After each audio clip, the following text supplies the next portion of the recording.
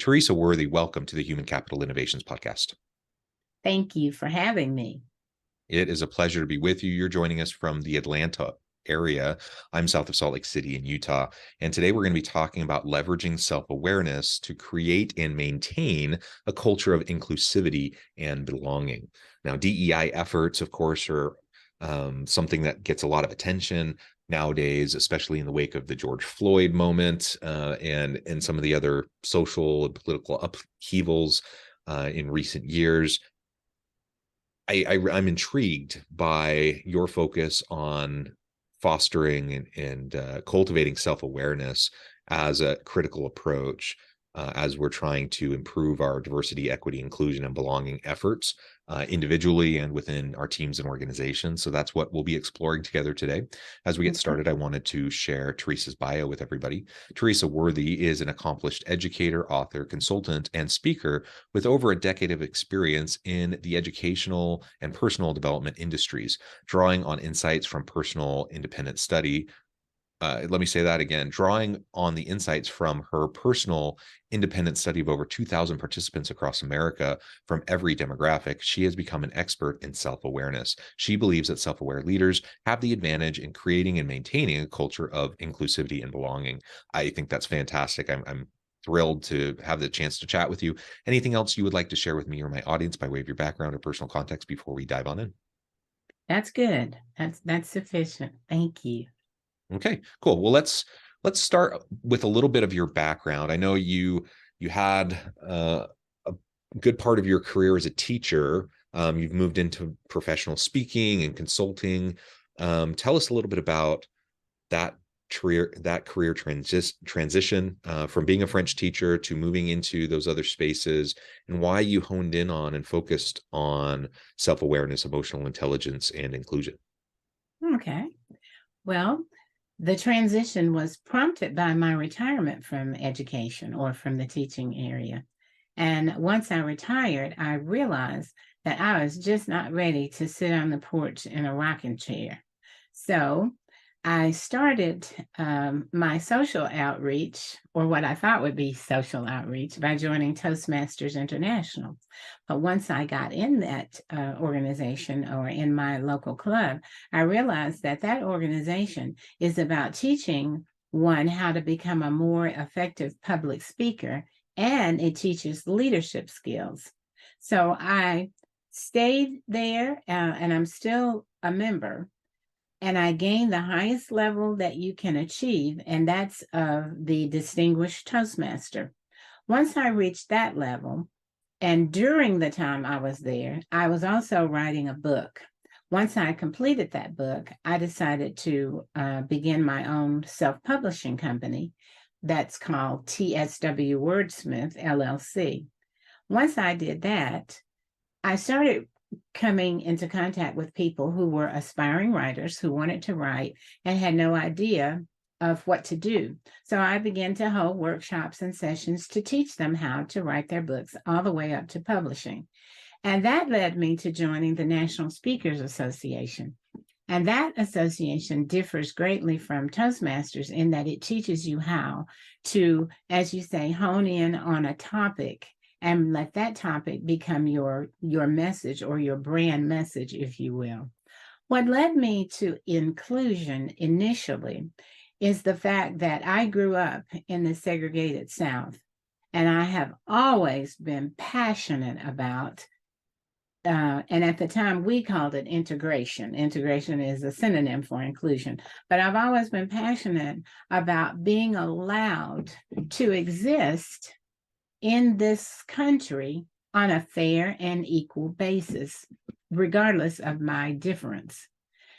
So once I realized that there was an opportunity to bring that message to audiences, I thought that it would probably be a little bit better if I gained a little bit more education, because I am a lifelong learner. So that's when I entered Cornell University's program on diversity and inclusion and gained certification in that area. Once I began working with it, I began to notice that a lot of DEI experts focus on things like metrics, and I am aware that there are more systemic issues with the DEI issue. Things like structural inequity, unconscious bias, and the fact that not everybody is represented in the leadership area. So when I looked at that and I read a book or read an article where a person said that 100% of people, when asked, do you know who you are, will answer yes, but only 15% of them actually do. That's what research shows. So knowing who you are is self-awareness. So the next question to hit me was, how can a person effectively lead inclusion initiatives if they don't really understand who they are to begin with? So that's how I headed out into that direction of self-awareness. And then once I realized that self-awareness means being cognizant or aware of, recognizing and identifying your feelings, your thoughts, and your behaviors, feelings jumped out at me because we have a tendency to use feelings and emotions interchangeably, but they have two different definitions. Feelings are conscious. We're always conscious of our feelings. But emotions can be conscious and subconscious. And here's the key point here. That's those subconscious emotions guide our behavior in most instances, and most people aren't aware of that. So then I thought, well, an inclusive leader then would need to be self-aware and definitely emotionally intelligent. So that's how I came to that space. Of course, it involved more study and gaining certifications, but that's how I got there, because I wanted to have a different approach, because I know organizations are tired of being beat over the head with inclusion and diversity is the right thing to do.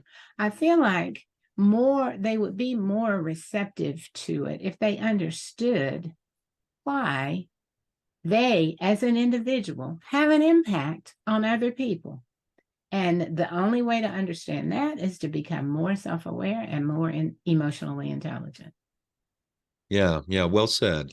And it's interesting to hear about your journey, a successful career as a teacher and educator, and then moving into the space in retirement, really a second career.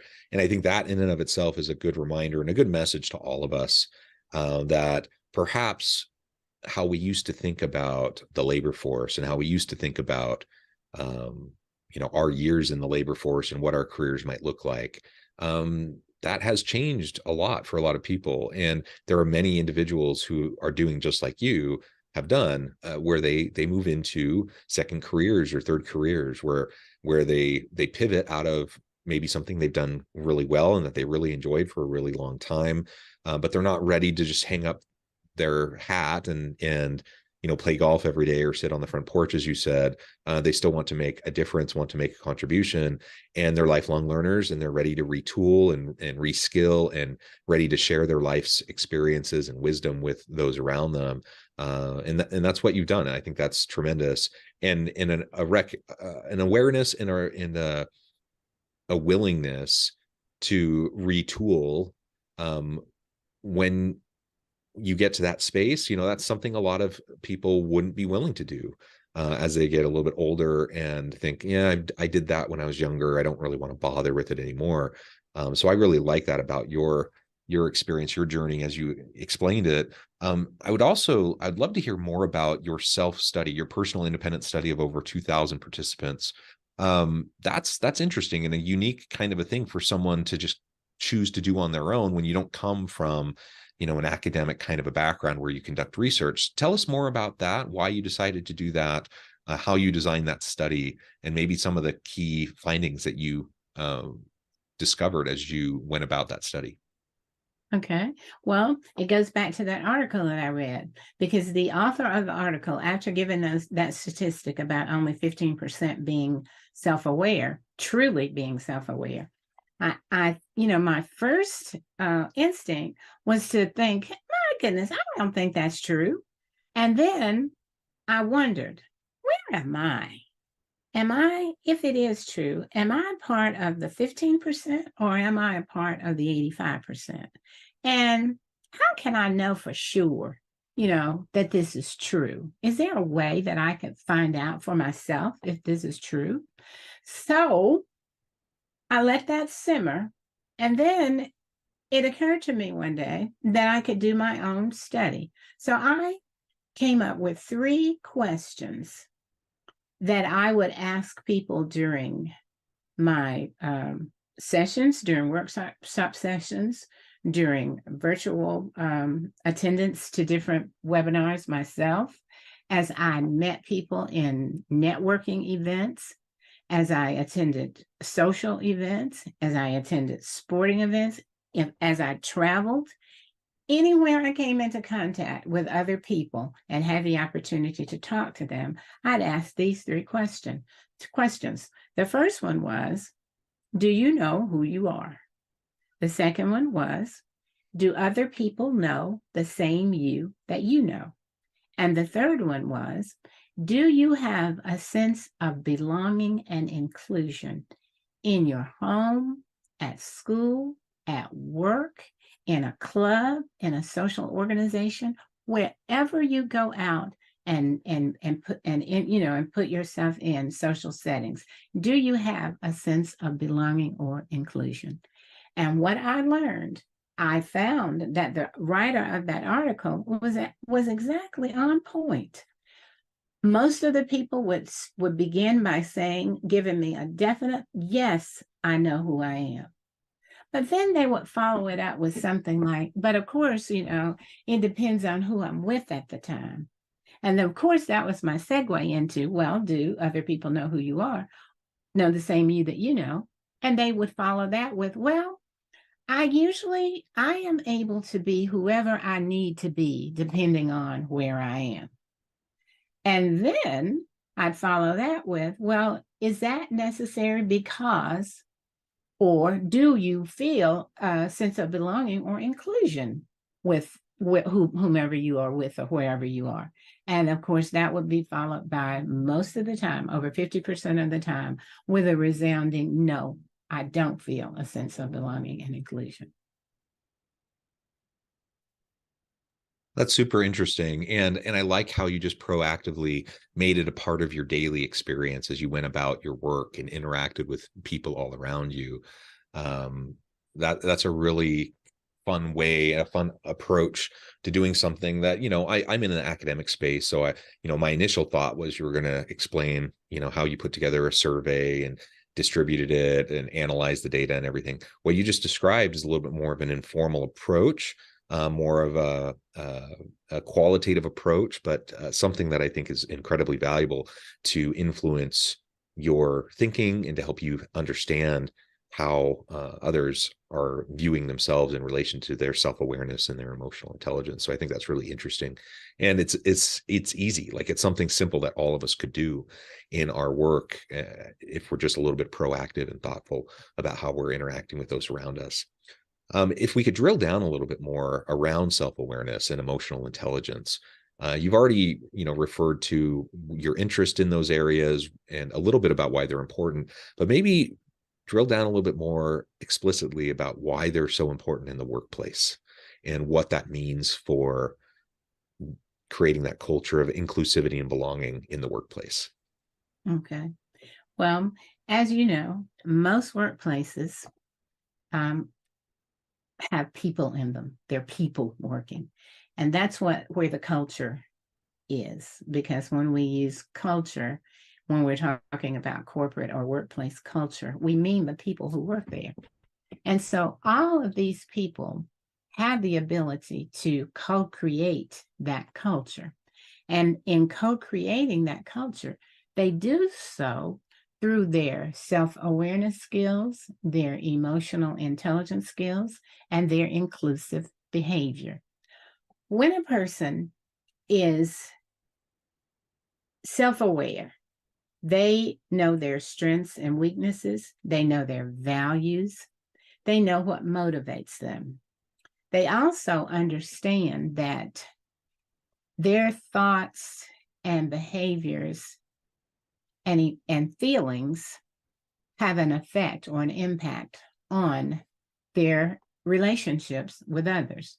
And in going about carrying out the goals of an organization, it's a requirement to have a relationship with others. It's also a requirement to be able to collaborate with others. It's also, in the case of leaders, it's also a requirement to be able to lead effectively. There's also cases where conflict resolution comes into play. And all of these things in a workplace can clog the machinery, if you will. It can keep the actual members or teams in that workplace from accomplishing the goals of the organization. And that's what organizations want to do in order to be profitable and have a sustainable growth. They want to achieve their goals. And so it's important then for every individual within that workplace to become aware of their thoughts and feelings and their behaviors and how they impact others, so that they can form better relationships, so that they can make better decisions, so that they can be proactive and engaged in the work, and so that they can open open the way to their innate creativity and come up with innovative ideas. So that's why it's important in the workplace. Those are some reasons, a few of the reasons. Yeah. No, I agree. I think it's compelling. There are so many important reasons why self-awareness helps us to be a better leader, why emotional intelligence, it helps us to be a better leader. And in fact, I don't think we can have emotional intelligence or have a high EQ unless we start with self-awareness. You kind of referred to that earlier. It starts with knowing who you are, and truly understanding that, not just what you project out to the world, not just what the world tells you you're supposed to be, but no, who are you really? What are your motivations? What are your desired actions, and the why behind what you do? How are you interacting with those around you? How do you be with people when you're working collaboratively, et cetera? All these different elements that if we take some time to pause and think and practice self-reflection and increase our self-awareness, it will in turn help us to better understand the interactions we have with other people, recognizing that they're struggling with the same kinds of self-awareness issues that we are struggling with. We're all kind of muddling through this together. We can start to better understand where they might be coming from and have a little bit more compassion and empathy for where they might be coming from, because we understand ourselves better. So it's a reciprocal process. We can enhance our ability, and it's a critical, durable leadership skill that every leader needs to develop. And in relation to diversity, equity, inclusion, and belonging, I'm not sure you can get to a place of true inclusivity and belonging, having that kind of a culture, unless you can critically self-reflect on your own upbringing, your own biases, your own potentially prejudices, and other things like that. We all have them. We all have different things that are just kind of ingrained deep in our psyche that we're not even fully aware of, that can manifest in a variety of ways. And unless we practice self-reflection and self-awareness, we're never going to understand those things. And so we're not going to be able to see them as they're happening.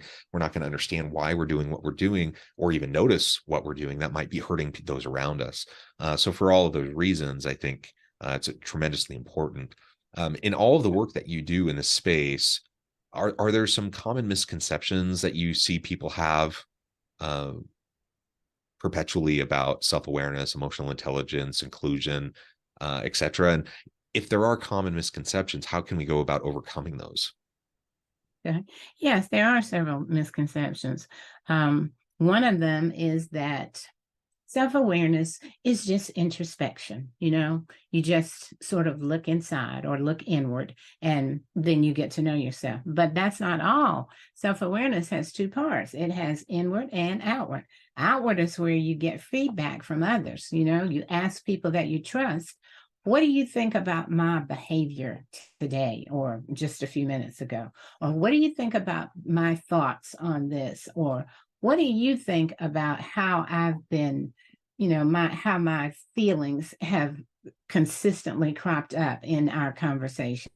So that helps a person or an individual to see or have a perspective from someone who is on the outside looking at them.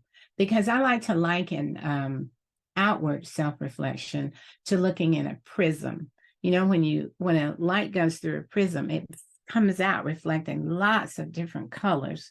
And when we get feedback from different people, we come back with lots of different perspectives. Sometimes they're beautiful, and sometimes they're not so much so, but at least we are aware of them. And if we're willing, then we can make changes to improve what we hear or the feedback that we get from others. And so that's one misconception. Another one is that people think that diversity is just inclusion when it's not. Diversity simply means variety. Simply put, it just means variety. It is a variety of people from different backgrounds, different educational experiences, different faiths, different everything. And that's diversity. Inclusion, on the other hand, is where all of these diverse people can experience a sense of belonging despite those differences. Another misconception is that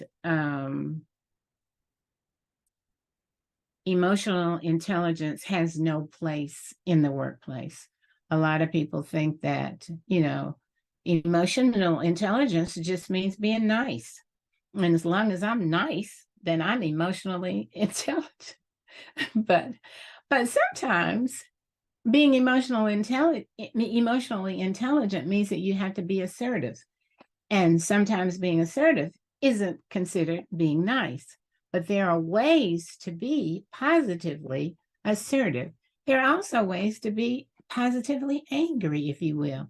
It just means that it only occurs with someone who is highly emotionally intelligent. So those are just 3 of the misconceptions. Yeah. How I help people overcome them, of course, is through my training programs, because during my training, you learn the importance and how to become more self-aware. You realize that your thoughts, your feelings, and your behaviors impact other people. But if you're aware of that, and you're willing to not impact people negatively, you can make changes. It's only when you're unaware of things that you can't change anything. With emotional intelligence allows us to recognize and identify our emotions and then use that information to change our behavior toward other people. And so that's what's so key about emotional intelligence and self-awareness. And then inclusive behaviors, of course, are almost a natural offspring of being emotionally intelligent and self-aware, because we begin to realize that I'm a person, you're a person, you have a right to be angry, I have a right to be angry, you have a right to be happy, et cetera, et cetera. You have a right to behave as you do. And because I'm so self-aware and emotionally intelligent, I understand why you're behaving that way. I see where you're coming from. And rather than respond or react to you in a negative manner, I come to you in a more positive manner so that we can reach what I like to call transformational relationships. Yeah, I love it. Theresa, this has just been a really great conversation. I note the time. I'm going to have to let you go here in just a minute, but before we wrap things up, I just wanted to give you a chance to share with the audience how they can connect with you, find out more about your work, and then give us a final word on the topic for today. Okay.